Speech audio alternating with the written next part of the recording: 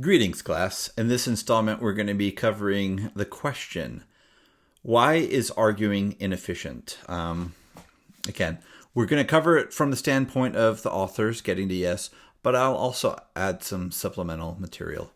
In getting to yes, a big part of their argument about why arguing is inefficient is the detail that as soon as it becomes competitive, right? They don't use the words competitive, but as soon as it gets competitive, you versus them, you get locked into your positions. Locking people into their positions is a horrible way, so to speak, of getting to collaborative, problem solving. So if you're locking into the positions, right, that's just not a good strategy or an approach for negotiation. The substantive concerns that they offer specifically are, one, that by locking people in, you have now increased your opportunity cost. It's time consuming, right? Once you have somebody in a position, you're finding that they're resistant, they don't want to budge. Maybe they didn't start by saying it's my way or the highway, but they're getting into that positional moment, that mood where there is not any room for adjustment or modification here, right? So that's time consuming, and there is a cost to that, but it also increases the risk that now, like I said, the person is locking into a position. They say it's my way or the highway. They make their firm stand, like this is what I want. They make their demands, and not meeting those needs now has a different impact as opposed to the earlier position. Which is that by being argumentative, you now might end up in the best recourse is to walk away kind of moment, as opposed to non-positional bargaining, right, where there might be more give and take and finding the middle ground, right? They don't speak strategically in the same kinds of terms that I offer. You can like what I have to say. You can like what they have to say. You can like what both of us say, right? But if you imagine this, that since we have kind of different nuances to why arguing is inefficient, if I say they're wrong, then they say, no, we're right here. And I say, no, you're not, right? So then we become adversarial, right? And that's a challenging position to be in for, right, changing behaviors or trying to reach some sort of common ground. Arguing, it's inefficient. The other part that's not to be missed here is that relationships are important. There is the stuff that you were in dispute over. The argument that you were having is about something. But there is also the relationship that you have with the person that you're arguing with. And when you argue with someone, you have the potential for doing damage to the relationship.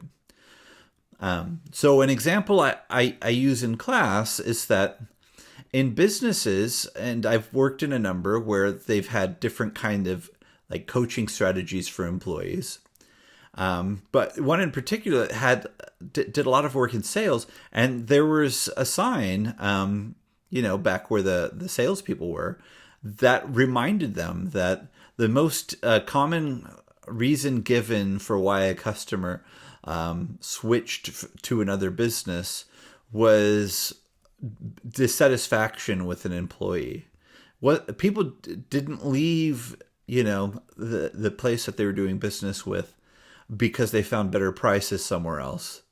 But because there was somebody that they had a problem with or somebody that they didn't like doing business with. So more specifically, what we're talking about here is if you imagine an employee arguing with a customer over a product. Now, this could be a $5 product or it could be a $5,000 product, right? So context does matter. But if you imagine a customer saying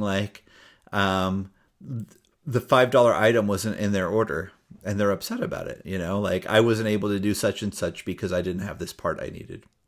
And the person gets belligerent about it and the person like leaves offended. If that person spends $10,000 a year at that business, the $5 argument could cost that business. Now, the business doesn't get $10,000 of profit on $10,000 in sales. The average margin in the industry that I was familiar with was 18% was what you were shooting for. So $10,000 in sales would be $1,800 in profit. If you lose $1,800 of profit for a $5 argument, that's bad business. And so that's the value of the relationship. Not that we should put values on our relationships, but the point is still substantive in its concern, at least in a business context, which is that like doing business with people means something, right? It has an economic benefit for the business you're in or for the employer that you have or the bigger picture there. So when you argue, if you get your point across, right, in that case, you could win the argument. I talked to the employee. They said that they specifically remember putting the item in the box. Sorry. You said that everything was in the order when you signed off on it. You lost it.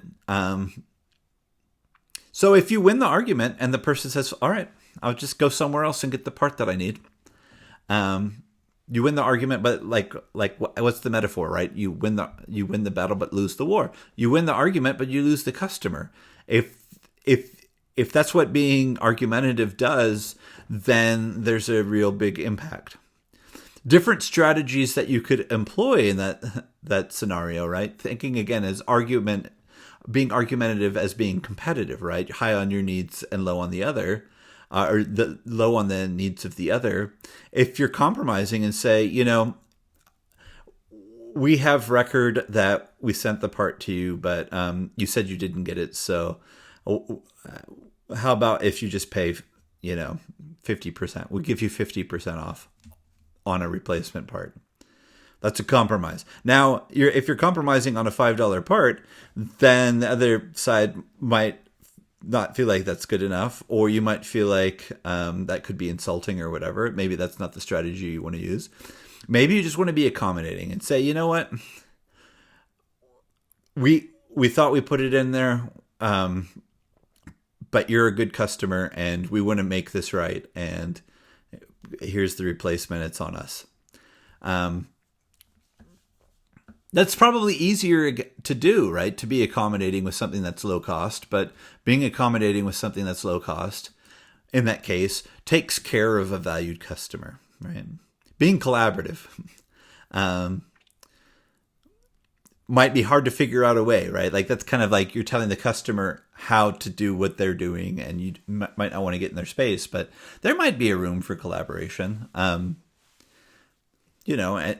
this might be something that could be beneficial to both sides, right? Like, I'm going to take an extra step when we send out orders to you, for the next few orders. I'm going to make sure it doesn't go out without personally checking, make sure all of your stuff's there.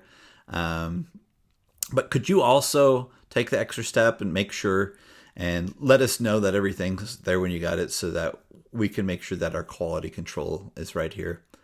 I mean, one of the worst things that could happen, right, is that you're argumentative.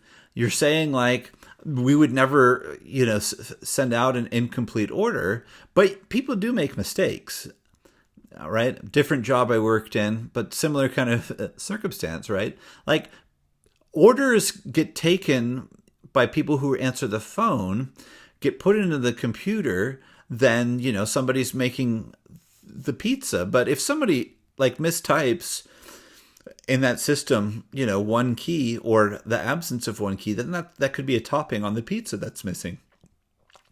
And so there's a challenge, right? Like as the delivery driver, you get there and the person opens the box. They want to check to make sure they got what they ordered. And then they say, I ordered pepperoni and olives, and this is pepperoni and mushroom, right? What are the possible things that could have gone wrong? Maybe there was two orders, one pizza, one in the box. You delivered the wrong one. It wasn't a mistake of your, on your part. Or maybe the person entered the order in wrong. Or there's always the possibility that the customer said pepperoni and mushroom because they were thinking about that's what they wanted to order, but then they changed their mind to pepperoni and olive, right? Like, accidents happen. And if you argue, right, well, I mean, as the delivery driver, like, there goes my tip, right?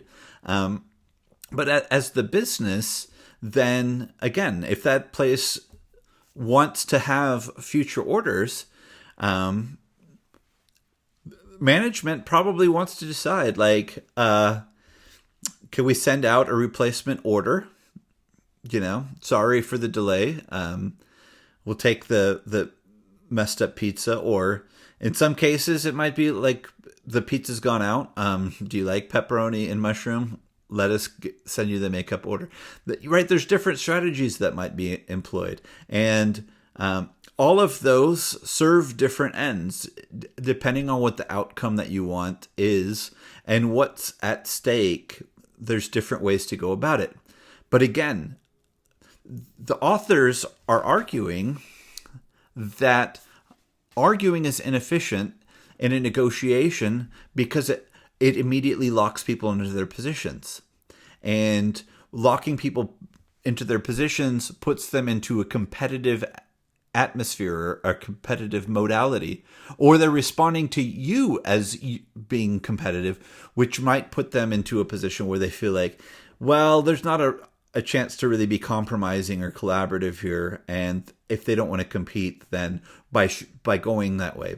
But by getting somebody to engage in the competition, by responding, by being competitive, you've now locked them into a strategy which is time consuming and potentially damaging to a relationship and other potential negative outcome impacts. There are positive impacts that can come from competitive behavior as well. But on the whole, it's something that they're presenting as something that's inefficient. And I would say for the most part, argument should not be a first step. Whether or not it should be a step at all, it shouldn't be your first step to say, like, hey, you did this wrong, it's all your fault, so on and so forth. And you need to correct this the way that I want you to. There might be room for advocacy in some conflicts, but frequently it's not going to be your best standpoint. At least not in a negotiation or when you're, bargaining. In other contexts, it might be a much better first move. But, if you're thinking about the workplace and so forth, there might not be as much room for the need for advocacy as just figuring out how to problem solve. See you in the next one.